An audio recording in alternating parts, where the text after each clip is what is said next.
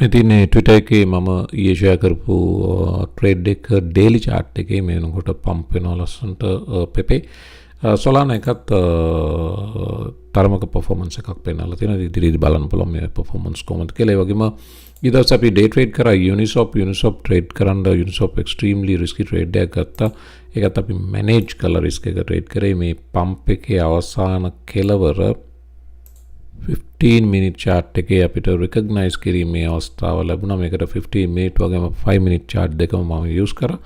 ඊට පස්සේ අපි short එකක් ගත්තා. ඒක 1 risk කරලා 1 to 7 gain එකක් අත්ත වශයෙන්ම ලැබුණා. 1 to 7 plus gain එකක්. නමුත් 1 to 7 අපි අල්ලන් හිටියේ නෑ. ඒ first move එක පහලට 1 to 3 මට මතක විදිහට 1 to 3 මෙන්න මේ gain එක 1 to මෙන්න මේ first move එක 1 to 3 gain එක අපිට ගන්න හැකියාව ලැබුණා. අපිට එක risk කරන්න 1.5ක gain එකක් ගන්න මේ එවැනි දෙගුණයක gain එකක් ආපු අවස්ථාවක් මෙවැනි trades ඕන තරම් Patreon එකේ අපිට හමු වෙනවා. මේ දිනේ 1 to 3 gain එක මං share කරපු post එක Patreon එකේ. ඉතින් ඔයාලට interested නම් සම්බන්ධ වෙන්න link එක YouTube video description box එකේ. මේක ලස්සන කතාවක් Peter Schiff Bitcoin සහ gold ගැන 2011 ඉඳලා Peter Schiff Bitcoin වලට buy වෙනවා. ඒ වෙනකොට Bitcoin වල price එක $1යි. ඒ වෙනකොට gold වල price එකත් $1908. ඒ 2011. දැන් Bitcoin therapist කියනවා මේ 2023 වෙනකොට Bitcoin 30,000 ඊයේ දවසේ reach කරනකොට එතකොටත් Bitcoin බිඳුවට යනවා කඩන් වැටෙනවා කියලා Peter Schiff බයිනවා. gold price එක තාමත් අර 2011 price එකමයි. ඉතින් තීන්දුව ඔයාට බාරයි. මේක Peter Schiff මේ කරන්නේ අවධානය යොමු කර ගැනීමක් ස්ටෑන්ඩ් අවුට් වීමක් කමියුනිටි එකේ සියල්ල Bitcoin වලට සපෝට් කරනකොට එක්කෙනෙක් විරුද්ධ වුණාම ඒ කැපිපෙනීමේ ව්‍යායාමයක් බවට ගොඩක් දෙනා කියනවා. මේක Peter Schiff ගේ පුතා already Bitcoin hold කරන් ඉන්න බව Peter Schiff ගේ පුතා already මාධ්‍යට කියලා තියෙන්නේ. Peter Schiff පුතා විතර නෙවෙයි Peter Schiff පවා Bitcoin hold කරන් සිටිය හැකි බව මේනකොට කතා පළ වෙනවා. ඒකසේ වෙතත් ඩොලර් එකේ ඉඳලා ඩොලර් එක 69000ට ගිහලා 30000ට වැටෙනකොට තවමත් මේක බිඳුවට යන බව Peter Schiff ගේ අදහසේ කිසි වෙනසක් නැහැ. good news එකක් තියෙනවා Binance community එකට. Binance එකට වගේම මේක Bitcoin community එකකට good news එකක්. Binance gets El Salvador's green light to become first fully licensed crypto exchange. El Salvador ඇතුලේ Bitfinex යම් වැඩ කටයුතු ටිකක් කරා. නමුත් මේ වෙනකොට fully licensed exchange එකක් විදිහට Binance ට තමයි අවසරය ලැබිලා තියෙන්නේ El Salvador ඇතුලේ ඔපරේට් වීම සඳහා. Binance license දෙකක් ලැබුණ බව වාර්තා කරන එකක් තමයි first fully licensed crypto exchange එක වෙනවත් එක්කම ලැබිච්ච එක license එකක් තමයි Bitcoin service provider BSP කියන license එක. අනිත් එක තමයි El Salvador ඇතුලේ first non provisional digital asset service provider DASP. So BSP සහ DASP මේ කියන්නේ Bitcoin transactions services provide කිරීමේ license එක වගේම තව digital asset service provide කිරීමේ license එකකුත් හම්බෙලා තියෙනවා. ඒක හරහා මේගොල්ලෝ Binance උත්සාහ කරાવી tailor made digital products market එකට ඉදිරිපත් කරන්න ETFs වගේ වට services provide කරන්න මොනවා හරි. මොකද El Salvador ඇතුලේ altcoins වල ඉඩක් නැහැ. ඒ නිසා ගොඩක් වෙලාවට derivatives products මේ තියෙන these licenses allow Binance to expand the products and services offered including options tailored to the needs of our customers in El Salvador. ඉතින් Bitcoin සහ derivatives market එකේ operate වීම සඳහා DSP සහ BSP license ලැබෙන බව වාර්තා වෙනවා.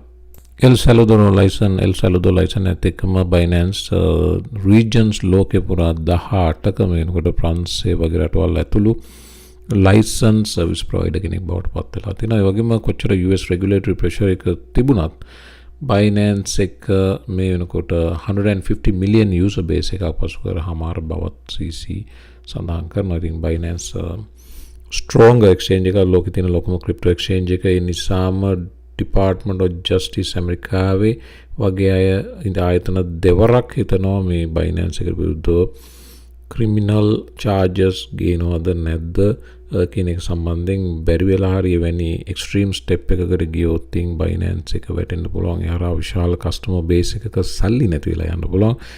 ඒ තරමට Binance ලොකු බව මතක තියාගන්න. මේක amazing achievement එකක් El Salvador operate වෙන්න ඕන license ලැබුණ බව තමයි අලුත්ම news එක. මෙදින EOS chart එක EOS USDT Binance එකේ weekly chart එක EOS පසුගිය කාලේ ඩොලර් 8යි ගණන් වල ඉඳලා massive drop එකක් මේ පේනවා. ඔයාට highest level එක ඩොලර් 14.85 $15 වගේ level එකේ තමයි drop උනේ. drop වෙලා මේ වෙනකොට මේ channel එකනුත් පහළට වටන price එක 7.72 දක්වා වැටලා තිනවා. lowest level එක 7.60 මේ වෙනකොට 7.72. EOS network එක සම්බන්ධයෙන් news එකක් තියෙනවා. ඒක මම මේ chart එක පෙන්නන්න හේතුව ඒක තමයි EOS network foundation එක මුල් කාලෙදී මේක හිටපු ඉන්වෙස්ටර්ස්ලා බ්ලොක් 1 ආයතනයත් එක්ක එකතු වෙලා මේ EOS foundation එකෙන් මේ project එක crypto EOS network එක නිර්මාණය කළා. පළවෙනි ICO එකේදී initial coin offering එකේදී 4 billion වලට ආසන්න මුදල් ප්‍රමාණයක් raise කරා. ඒකෙන් බිලියනයකට ආසන්න මුදල් ප්‍රමාණයක් නැවත network එකේ development එක සඳහා යොදවන බවට commitment එකක් තිබ්බා. හැබැයි මේ මුල් කාලින ඉන්වෙස්ටර්ස්ලා දෙන්නෙක් වුණා චේස් විලියම්ස් සහ තව කෙනෙක් හිටියා විලියම් zhang දෙන්නම විලියම්ස්ලා. මේ දෙන්න මේ කමිට්මන්ට් එකට කමිට්මන්ට් එක කරේ නෑ network එකට. පස්සේ EOS network එක class action lawsuit එකක් ගත්තා මේ දෙන්නට විරුද්ධව සහ බ්ලොක් 1 ආයතනයට විරුද්ධව. දැන් මේක settlement එකකට බ්ලොක් 1 එකඟ වෙලා තිනවා. settlement එක වෙනුවට මිලියන 22ක් අර බිලියන වෙනුවට දෙන්න එකඟ වෙලා තිනවා. දැන් EOS network එක community එකකින් ලියමක් කරලා තිනවා මේ offer එකට නම් කැමති වෙන්න එපා. අපිට බිලියනයක් මේ network එක develop කරන්න දෙනවා කියපු අය මිලියන 22යි දෙන්නේ. මේකට කැමැත්ත පෙන්වන්න එපා, එකඟ වෙන්න එපා කියන ඉල්ලීම අද දවසේ බ්ලොක් වාර්තා කරනවා. කෙසේ වෙතත් price එක පැත්තෙන් බලපුවම 98% විතර drop වෙලා තිනවා මේ වෙනකොට EOS network එක. Bitcoin massive whale buying එකක් සිද්ධ වුණ බව කියොන් ජු වාර්තා කරනවා. Bitcoin එක ඩොලර් 29000 ආසන්නයේදී massive whale purchases සිද්ධ වුණ බව. මේකේ take buy sell ratio එක BitMEX ByBit HUB සහ Deribit exchanges වල පැහැදිලිවම peak එකක් සිද්ධ වෙලා තියෙන බව මේ green patch එකෙන් ඔයාලට පේනවා. මේකේ buy sell ratio එක කියන්නේ derivatives market එකේ buy volume එක සහ sell volume එක අතර ratio එක පැහැදිලිවම මේක peak එක pump වෙලා තියෙන බව අපිට පැහැදිලිව පේනවා. මේක whale transactions වල ප්‍රතිඵලයක් විදිහට සිදු වුණ බවයි වාර්තා වෙන්නේ මේ Bitcoin වල. ඒකම මේ අපි නිරන්තරයෙන් බලන chart එකක් මේ මොහොත වෙනකොට අලුත්ම update එක තමයි BTC balances on exchanges නැවත අවුරුදු 5කින් ආපු lowest level එකක් reach කර බව. exchanges වල Bitcoin ක්‍රමයෙන් නැතිව යන බවත් මෙවැනි whales ලා buy කරමින් ඉන්නවා. retail traders ලා accumulate කරමින් ඉන්නවා. මේකේ ප්‍රතිඵලයක් විදිහට exchanges වල තියෙන Bitcoin අවසන් වෙමින් යන බව තමයි පේන්න තියෙන්නේ. Ryan Salami කියන්නේ FTX Sam Bankman-Fried ගේ inner circle එකේ member කෙනෙක්. ඒ වගේම FTX එකේ co-chief executive Ryan Salami එකඟ වෙලා තියෙනවා ඇමරිකාවේ regulatorsලත් එක්ක නැත්නම් හිතන්නේ prosecutorsලත් එක්ක plea deal එකක්. ඒ කියන්නේ වරද පිළිගන්න වගේම අඩු ලිහිල් සිර දඬුවමකට යටත් වෙන්න තීන්දුව කළ බව වාර්තා වෙනවා. According to breaking information, Ryan Salami, former co-chief executive of FTX, is meeting with prosecutors to plead guilty. වරදට වරදකරු බව සඳහන් කිරීම සඳහා ප්‍රොසිකියුටර්ස්ලා මුණ ගැසීමට නියමිත බව. රජයට තොරතුරු සපයන උදව් කරන පාක්ෂිකත්වයේ පෙන්වන වරදකරුවෙකුට ලිහිල් දඬුවමක් ලැබෙනවා. ඒ ලිහිල් දඬුවම ලබා ගන්න එකඟ වෙලා තියෙන බව පේන්න තියෙනවා. ඒ අතරේ පසුගිය මේ ගෙවන පැය 24 මෙන්න මේ කතාව ආවා උඩට. US Fed steps up oversight of banks involvement with crypto firms. දැන් Federal Reserve Bank විසින් මොනිටර් කරන සුපර්වයිස් කරන සෙසු වාණිජ්‍ය බැංකු digital assets වලට සම්බන්ධ නම් ඒගොල්ලොන්ව සුපර්වයිස් කිරීම, ඒගොල්ලොන්ව oversee කිරීම සඳහා අලුත් තිබ්බ rules වලට අලුත් අඩුපාඩු සම්පූර්ණ කරා. ඒකට කියනවා new novel activities supervision program. novel activities කියන්නේ digital currency market එකේ සිද්ධ වෙන activities බැංකු විසින් ඒවා සුපර්වයිස් කිරීම සඳහා new program එකක් introduce කළ බව වාර්තා වෙනවා. මේක crypto වලට really negative news එකක් මෙහෙම නෙමෙයි. මේක ඇත්තටම එකකට positive මෙවැනි supervision එකක් Federal Reserve එකෙන් එන තැන තමයි institutions වලට බය නැතුව crypto වලට හැක්කේ. Bloomberg එක කතාවම කියනවා banks face stepped up scrutiny from Fed over crypto activities. මේ සම්බන්ධයෙන් මාධ්‍ය මේ කතාව මෙහෙම වාර්තා කරන අතරේ BlackRock වාර්තාවක් එනවා ඉන්සයිඩර්ස්ලා මයික් නෝගරට්ස්ට කිව් බව Bitcoin spot ETF එක ඉදිරි මාස 6 ඇතුළත අප්‍රූව් වීමට නියමිතයි කියන කතාව.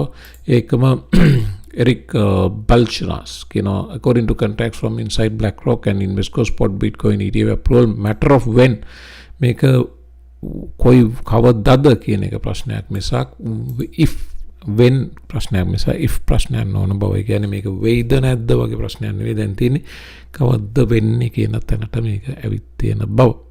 ඒගොම Craig Slam කියන කතාව තමයි if the SEC loses its case against Grayscale then අඩු දාලා තියෙනවා SEC ගේ විරුද්ධව පෙරලා SEC ගේ මේ නඩුව පෙරදුනොත් Grayscale එකත් එක්ක තියෙන එක දිගට කරන්න තියෙන හොඳම path of least resistance එක තමයි තියෙන apply කරලා තියෙන Bitcoin applications වල සියල්ලටම approval එකක් blanket approval එකක් දීලා දාන එක.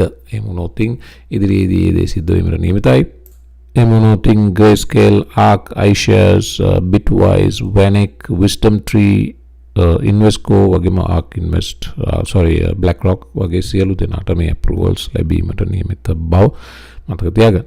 එහෙනම් ඉතින් මම වීඩියෝ කමාර කරන්න මේ තියෙන Twitter එකේ මම share කරපු Pepe trade එක වගේම Solana එකත් move වෙනවා. ඉතින් ඔයාලටම බලා ගන්න පුළුවන්. මම මතක් කරා වගේම Twitter එකට සම්බන්ධ වෙලා page එක follow කරන්න අමතක කරන්න එපා. වගේම day trade කරන්න interested නම් ඔයාලට ඉතින් එන්න පුළුවනි Patreon group එකට. Patreon group එක හරහා ඇවිත් ඔයාලට day trading link එක හරහා day trade කරන්න Patreon එකට සම්බන්ධ වෙන්න පුළුවන්. එමුනම් මම වීඩියෝ එක හමාර කරනවා. හැමෝම මතලු වීඩියෝ එකක් සුබ දවසක්.